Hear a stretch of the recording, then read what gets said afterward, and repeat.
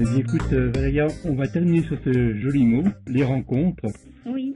Là, tu es parti pour justement vivre des rencontres avec tes lecteurs. Oui, ben, j'ai hâte. Tu as hâte, en plus. Et donc, je vais juste te demander encore une dernière chose. Parmi tout ce dont on a parlé jusque-là, quelle est la chose la plus importante que tu voudrais que tes lecteurs retiennent, tes auditeurs retiennent? Une citation qui m'accompagne depuis des années et que j'aime beaucoup, qui dit « Si la vie est un rêve, alors rêve ta vie et vis ton rêve ». Et du coup, ça pourrait résumer un petit peu le parcours d'Elena. Alors, on va rebondir là-dessus, puisque tu es arrivé de publier un livre. Oui. Et puis que ce rêve, petit à petit, il prend forme. Oui. Tu es d'accord? Oui, tout à fait, oui. Alors, explique-moi ce qu'on ressent quand on est un jeune auteur et petit à petit, eh bien, on voit que les choses se mettent en place. Les moments où, au contraire, tu as douté, les moments où, au contraire, tu sens que les choses se mettent en place.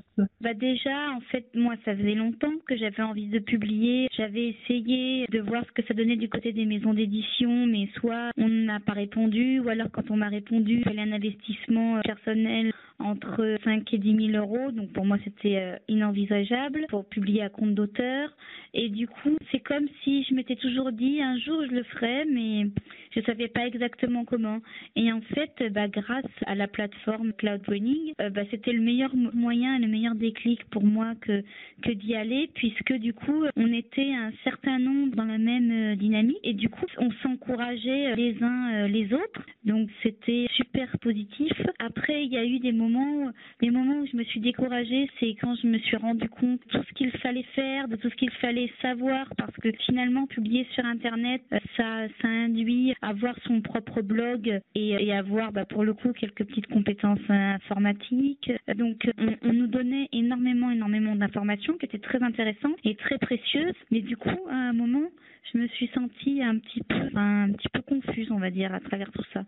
Mais ensuite, ça s'est évaporé quand je me suis rendu compte que vraiment déjà en un mois j'avais énormément avancé et que finalement j'allais toucher au but très très très rapidement, que j'avais fait plus en quelques semaines que ces derniers mois par exemple. Tout ce qui est le travail autour de la couverture, c'était vraiment très intéressant. D'avoir rencontré des personnes sur le forum, c'était aussi très enthousiasmant. Dès que j'avais un problème, quel qu'il soit, technique ou quoi que ce soit, je posais une question, on me répondait de façon très très réactive. Donc on se sent vraiment accompagné. Donc moi là, en ce moment, de plus en plus, je suis en train de trépigner, on va dire, et j'ai hâte d'enfin voir le livre sur Internet, sur Amazon, et puis ensuite de voir les retours que j'en aurai, de savoir ce que les gens vont penser de mon écriture, de l'histoire. Quels sont les délais maintenant que tu prévois pour la publication réelle?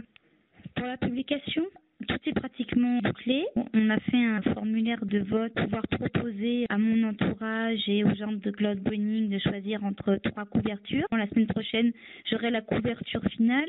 Mon texte, la première partie a été corrigé, relu plusieurs fois.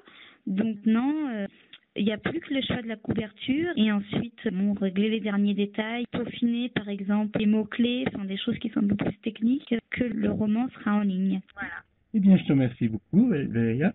On va donc se donner un autre rendez-vous au moment de la publication du livre lui-même, pour donner des nouvelles. T'es d'accord?